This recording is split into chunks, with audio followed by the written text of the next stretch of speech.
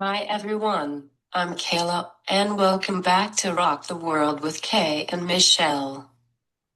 Hi, everybody. I'm Michelle, and welcome back. I'm Michelle Turner from Movement Lesson.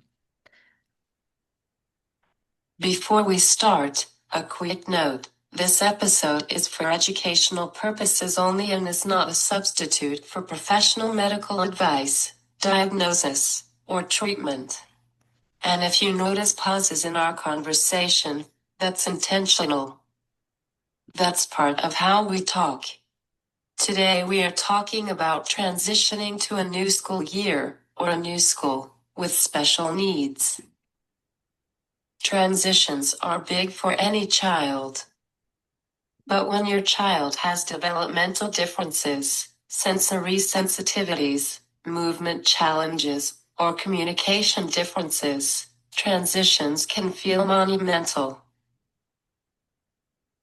Honestly, I think this topic is great for any child. A child likes structure, they like familiarity, they want to be successful, whether you think so or not.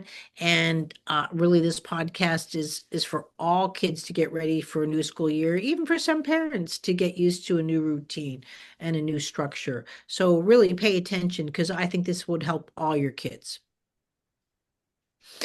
Transitions require the brain to shift from the familiar to the unknown, right? We do this all the time. We start a new job, right? What happens when you start a new job? You'll learn a lot of these same points we're going to point out for your children. But again, like Kay said, especially if they have challenges of some sort, a new area, a new school can be a lot of challenges from something as a smell in the classroom or a teacher to the playground, the campus, how far away, the commute, and we're going to talk about that today.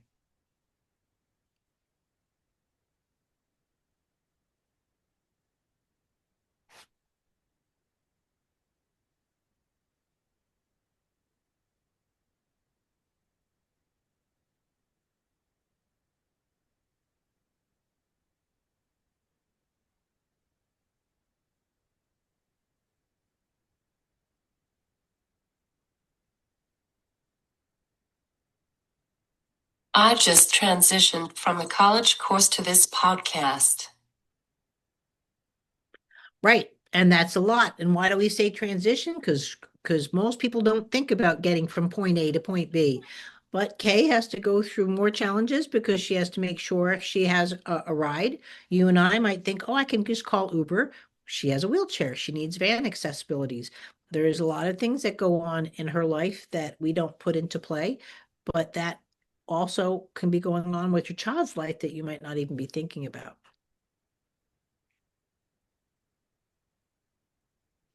This isn't just about getting through the first day. It's about helping kids feel safe enough to learn. Let's break this down into what this actually looks like in real life. Sensory changes, new smells, new sounds, new lighting. Maybe the cafeteria is overwhelming. Maybe the classroom echoes. A child may cover their ears, become irritable, or seem distracted. Right. And what also might be looked at is what you think is behavioral when it's really the nervous system trying to process too much input at once.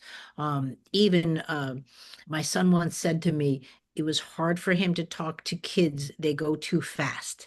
And he does better with adults, let's say. And again, when you get to know your child better, and I'm not saying you don't, but these types of situations can be so much smoother for both you and your child. How do you know that difference? Okay, how do you know this difference? I actually just went over this today with one of my clients. First of all, you always look for stability. Stability is maybe I don't want to get out of my car, right? But why? because I'm a lot more stable in the car. I know what's going on. I'm familiar with the car. So am I really saying I don't want to get out of the car, or am I saying I want to be stable? Right? So it can be looked at, are they having behavioral or sensory emotional problems, or are they just looking for physical stability? No difference than, imagine you're going to the bathroom late at night and you can't see. What do? You put your hands up, you look for stability.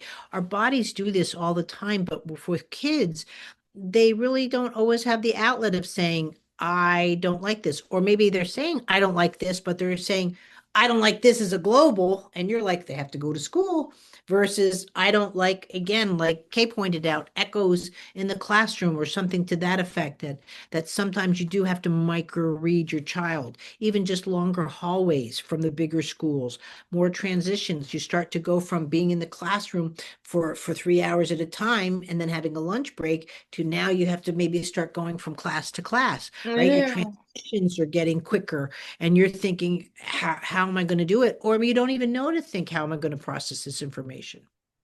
Carrying a heavy backpack for some kids. Again, typical kids, they don't have lockers anymore. The Mhm. backpack, and now if you have an instrument, a lot of kids are like, I don't want to play violin anymore. Well, what they might be saying is, I can't carry all of this and get through my class in 4 minutes to from one place to the other.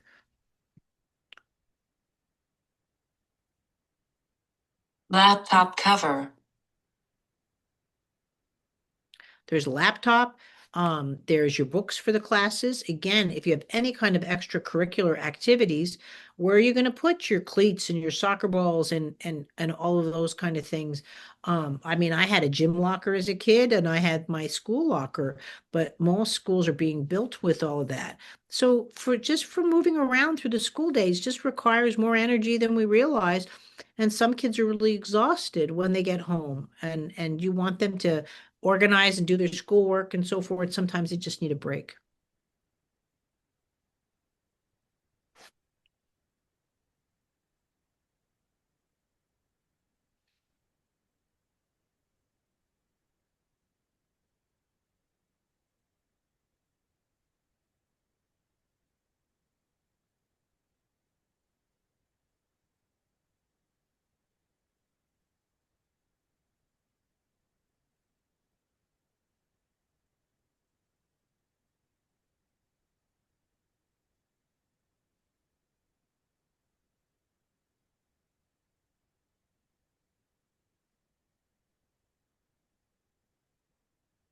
In middle and high school, the special education room was my bigger locker.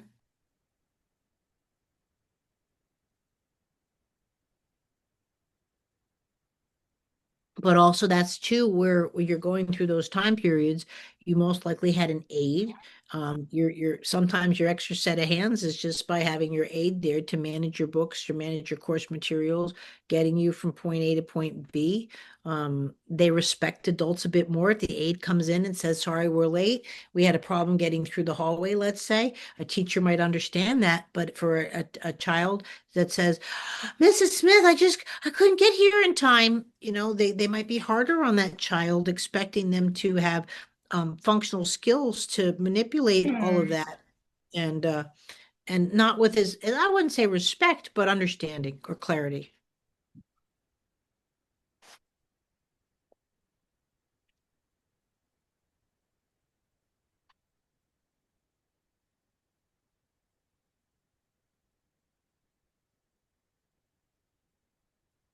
Mhm. Or wheelchair problems.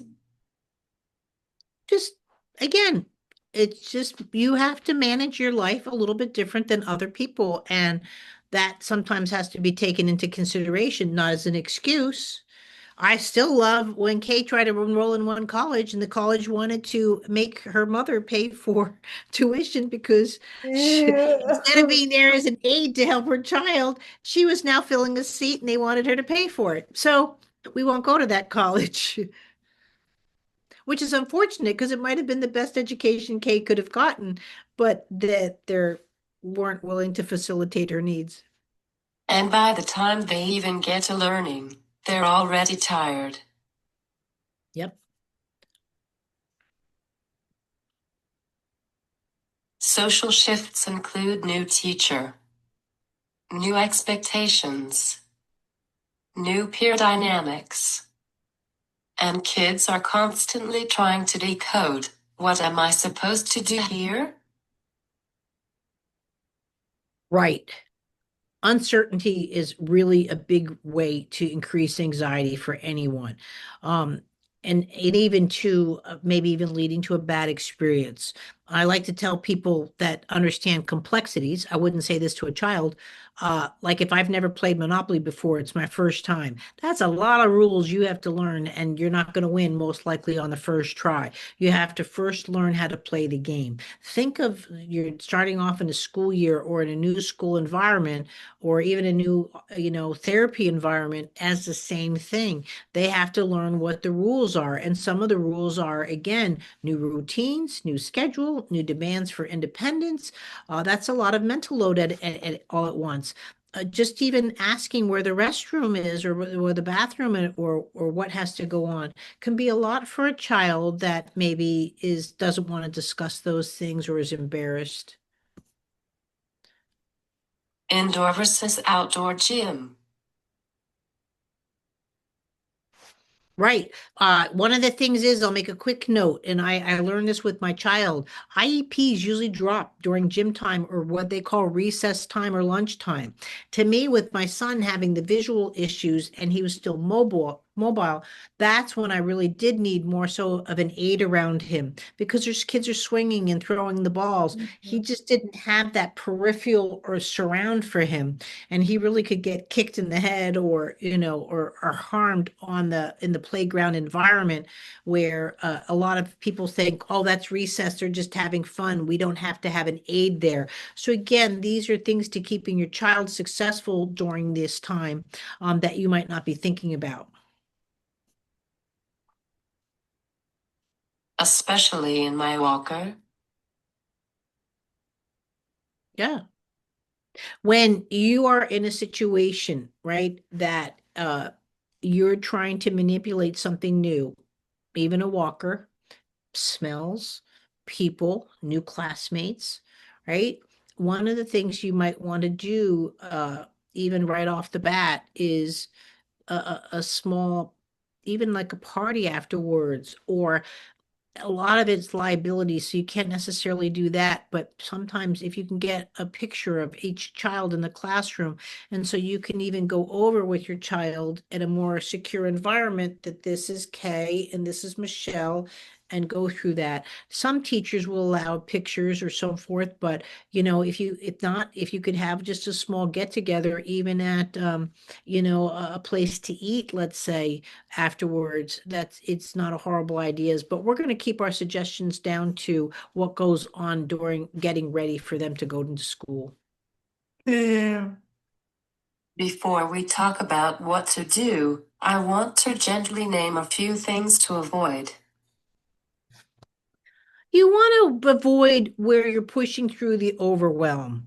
For you, if I tell you just to relax, that might be one thing, but saying to your child you'll be fine when your child's really dysregulated, that's not necessarily the way to go.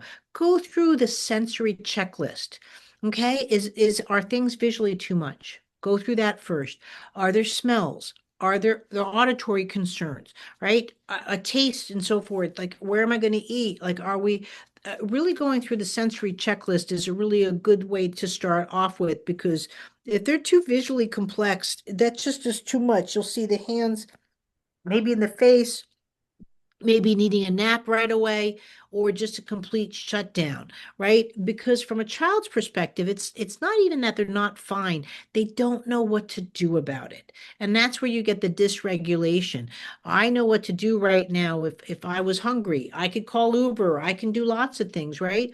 I can go out in my car. I've got options. But when a child doesn't know what a solution is, then they don't know what the options are. We're here to talk about some of the solutions.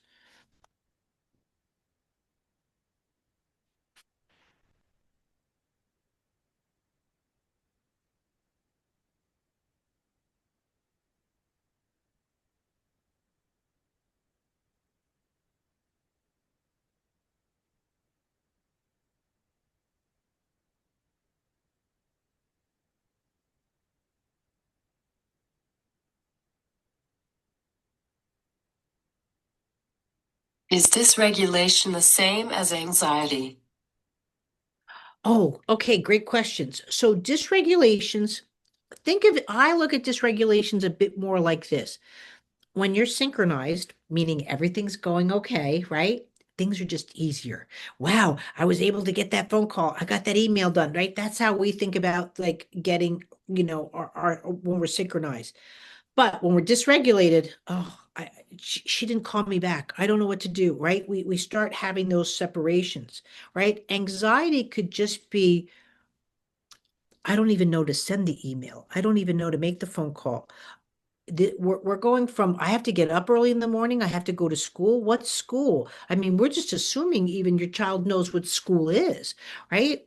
I see this all the time with preschool. Preschool parents are expecting, I guess, more from their child, and that's when I say, remember, you only learn how your about your ABCs and one, two, threes, in kindergarten. So the fact that we're doing this now is a really good thing, right? It takes away parental anxieties. Anxieties to me are worrying about something maybe that maybe will never happen. You still can have anxieties because of the like again, you're about to go riding, let's say, and you've got a competition. You have a right to have anxieties over something like that, right? But truly being dysregulated, not knowing what's going on is more what I'm looking at with that versus your child just being upset, right? If a child's upset, what is going on in that area? That's usually an easier way for a solution. Overloading the first week trying to jump straight into full schedules and expectations. Exactly. That's what Kay goes through every new semester, is even working out podcasts. School's started, she's working on her schedules and trying to get everything down to make things easier, right? We do it all the time, making it easier. But again, going back into the anxiety thing, ignoring early signs of stress, hoping behavior will just settle down on its own, right? Early signs or communications, maybe even in so much so that I wouldn't say your child's getting bullied. I think that that gets looked at a little bit more than it should. I'm not saying it doesn't happen, but again, there could be a child in the classroom that's getting more attention. There's lots of little things that can be going on, and really, too, this is a perfect time when your child has needs. Work with your teacher. Work with their teacher to see if there's something going on in the school, and you're trying to put those two and two together. Those early signs of stress.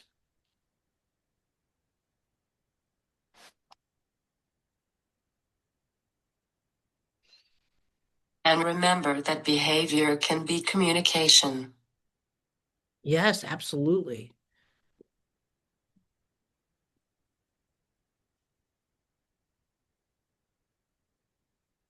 Focusing only on behavior instead of asking, what is the nervous system telling us? These are all understandable responses, but they can unintentionally increase stress instead of reducing it. Absolutely.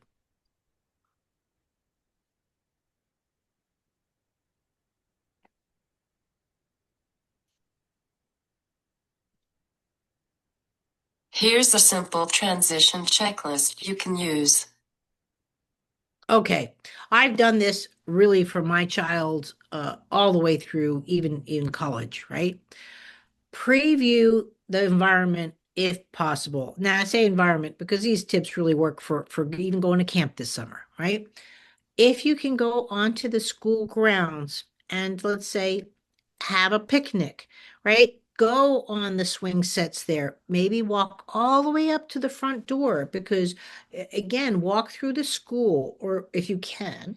And not all schools, sometimes you're locked, but walk around the environment. This is where I think you're going for gym class. And say I think, because if you say this is where the cafeteria is and you're wrong, because my kid would hold you to it. So I got used to saying, I think this is where gym and where you eat, but if not, we can work.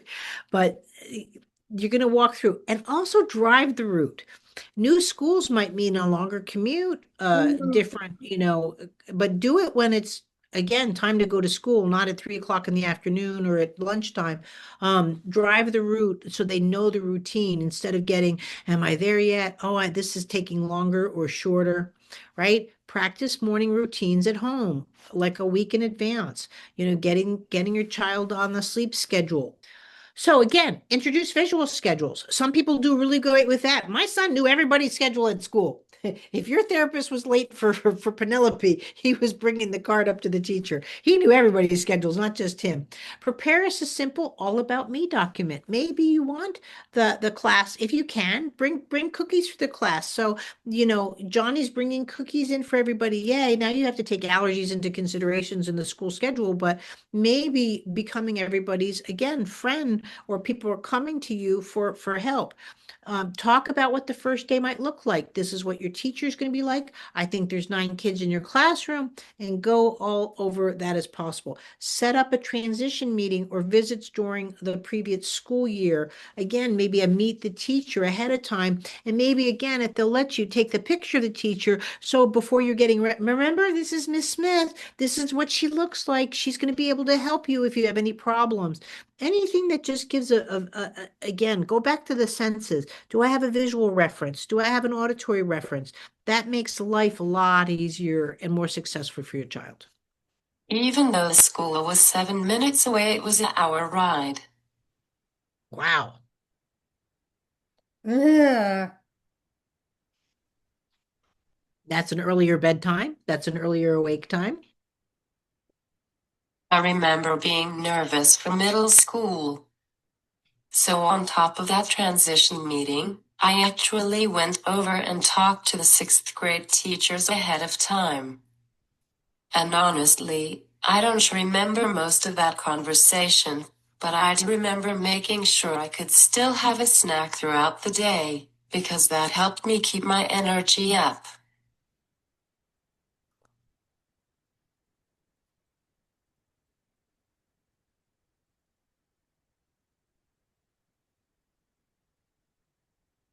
During the first week, keep mornings calm and predictable, allow extra time, don't rush, build in decompression after school, observe energy levels and sensory load, in addition to communicate with the teacher early. When I started high school, I actually switched paraprofessionals. So for the first few days, my old para, who had been with me for most of my schooling, came in to help train the new one and make that transition smoother. And just to give a real picture of what support can look like, I use an alternate keyboard and mouse, audiobooks for language arts, an iPad, and a laptop for assignments.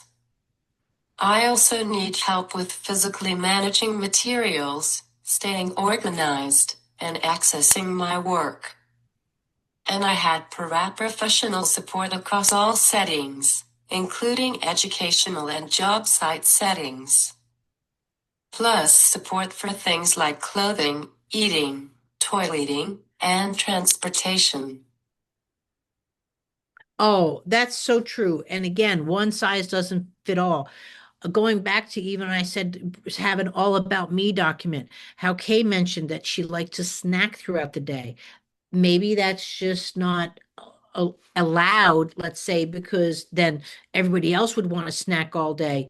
But knowing what's there, and again, if it's in the IEP as well, the IEP is gold, that not only is she allowed to snack during the day, it's just necessary for her. And everybody understands that. But for Kay to communicate to a teacher, I'm hungry, the teacher is most likely going to say you have to wait half hour, let's say. And so as long as she was comfortable with her needs, and again, so like my son was visually impaired, he actually started out at Foundation for Blind Child.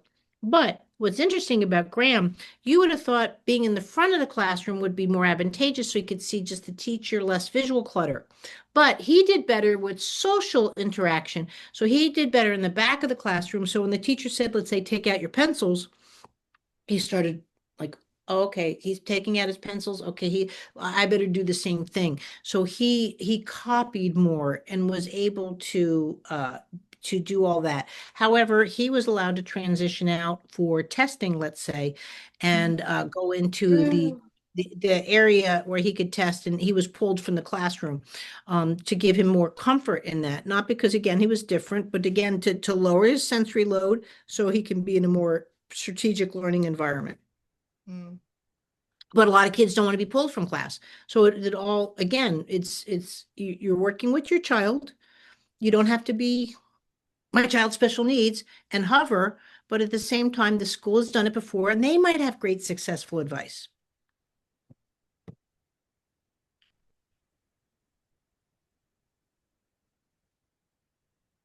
I had extra time. Right. And you still might have extra time, and that's great.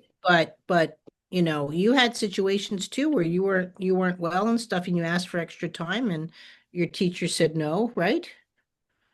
Or they've been all pretty good. Mm. Okay, good. But again, like I just mentioned, look for patterns, not isolated movements. Sometimes, you know, everybody has a bad day and that's okay. It really might best be isolated. Like it's just he's tired or maybe he's getting sick, you don't realize it yet. Again, just ask what changed, reduce the demands temporarily. If your child's just like, if they don't normally nap, you might see the first few weeks of school that they have to actually maybe not nap, but veg in front of the TV or something like that, that they need to decompress or that stuff.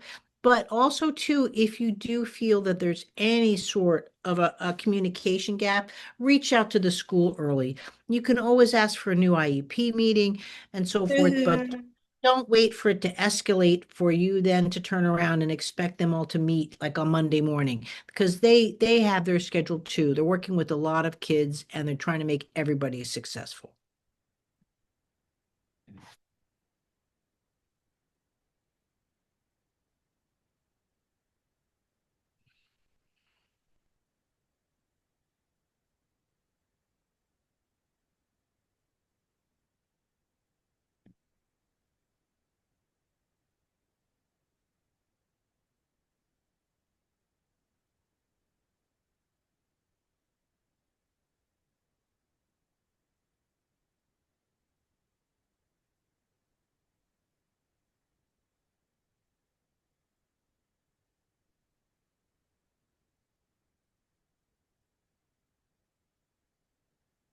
At any time during the year, you can request a meeting.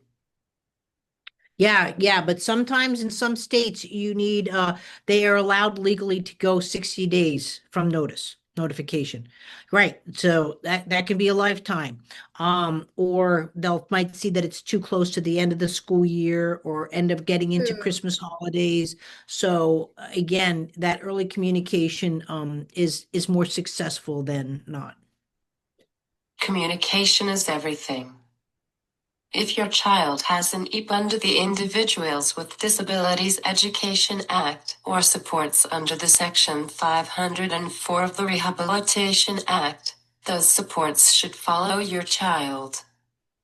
But the real impact comes from relationships.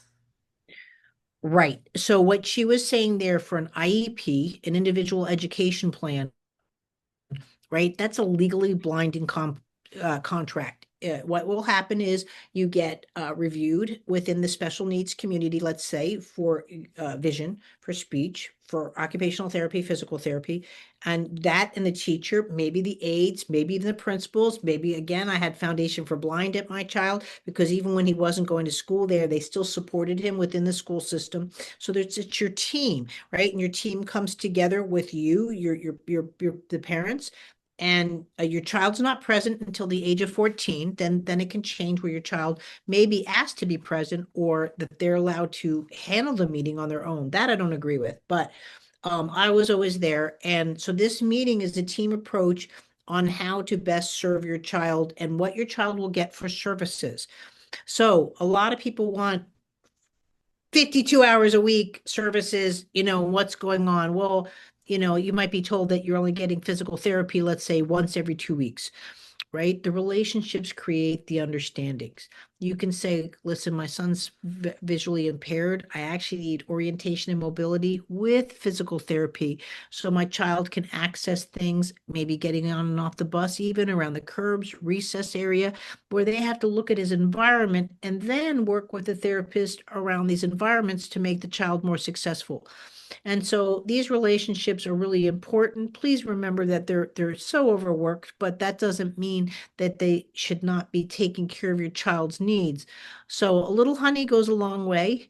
And again, offer even to volunteer. Hey, what do you need from me? Can I get you something? Do you need certain supplies? If you're asking your child to be getting more OT work, maybe the OT needs wipes and some copy paper or something like that. If you're able, you don't have to, but if you're able to make their environment better for your child, is there certain toys that I can bring in to that you can work with my child? He really likes this. Is it okay if I bring it as a reward? There's lots of things that you can do to create this environment of success with your child. But again, when you're bringing your kid, like what we're telling you here, when you're bringing your child to the school and getting to the notes of the situations, you know what I mean? Look in the window, see what's up and what's going on. So you're familiar with going on. It makes a big difference in your communication skills with the school system and your child to make this transition really wonderful. Yes. So consider sharing strengths, triggers, regulation strategies. What success looks like. Think of it as helping the teacher see your child fully, not just academically, but as a whole person. The first Absolutely. few weeks may not look smooth. You might see increased emotional responses, fatigue after school changes, and sleep or appetite, clinginess or withdrawal. This doesn't mean something is wrong. It often means your child is adapting.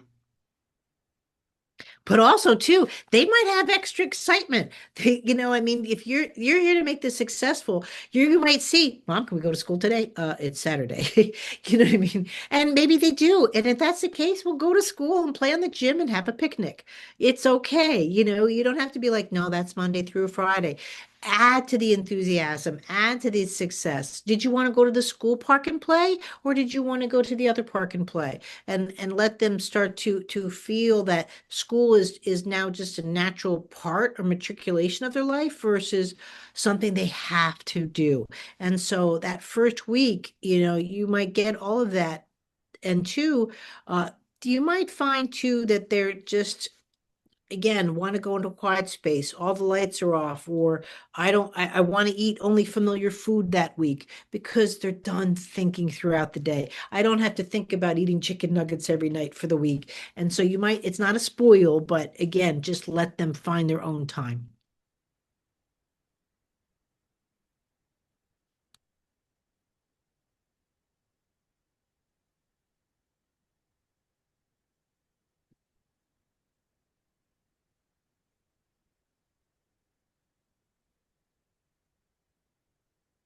Even after a school break, it can be an adjustment. Absolutely.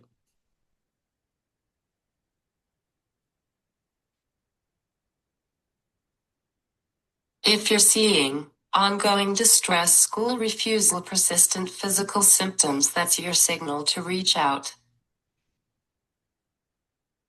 Right. There's not a wait it out. There's a we need more support.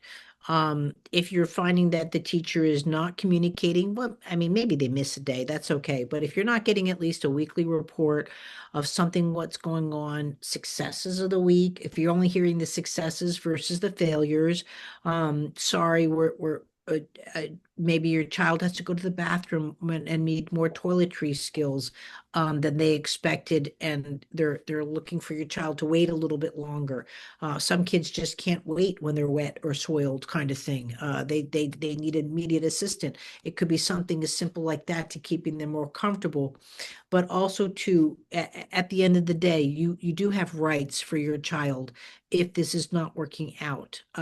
That you need either to observe the classroom of what's going on, or that maybe you have to speak to the teacher directly, or maybe even go up a chain to the principal or to the social worker, let's say. Don't wait. Ask for support. Request a meeting. Adjust the plan. Early support prevents bigger challenges later. If you're walking through a transition right now, I want you to hear this. You are doing enough. You are not behind. You are not overreacting. You are advocating. And your child doesn't need a perfect transition. They need a supported one. Absolutely. You're there to make your child heard when they can't speak. You're made to help your child be seen when they can't see.